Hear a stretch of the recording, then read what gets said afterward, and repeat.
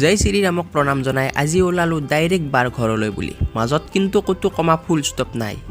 নতুন কইনা নহয় যদিও বাক এনেকৈ মাজে মাজে ঘৰত থ'বলৈ যোৱা ফিলিংছটোহে ভাল লাগে।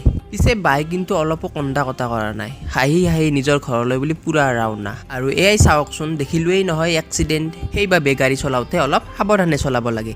কোনোবাই কৈয়ে থৈছিল নহয়, নজৰ হাতী তো দুৰ্ঘটনা ঘটি। বাৰু এতিয়া আমি সোমাই পৰিলোঁ গুৱাহাটীৰ মাজমজিয়াত। গুৱাহাটীত আহিয়ে যদি অলপ যান জঁটৰ প্ৰব্লেম নোপোৱা, সেয়া আকৌ কিহৰ গুৱাহাটী। এয়া আহি পালোৱেই নহয় বাৰ ঘৰ। এতিয়া ওপৰলৈ যাই থাকোঁতে দেখা পালোঁ বাহুবলীৰ কেপাচিটি 408 কেজি। পিছে আমি উঠি অহা চাৰিওজনৰে ওজন হিচাপ কৰি থাকোঁতে লগ পাই গ'লোঁ নহয় সুদৰ্শনমক। সুদৰ্শনম মোৰ গাৰ্লফ্ৰেণ্ড বুলি ভাবিছিল নেকি? নহয় নহয় নহয়, বাৰ ফ্লেটটোৰ নামহে সুদৰ্শনম। আৰু মই ধুই ল'লোঁ মুখ হাত। এয়া বাই বনাই আছে চাহ।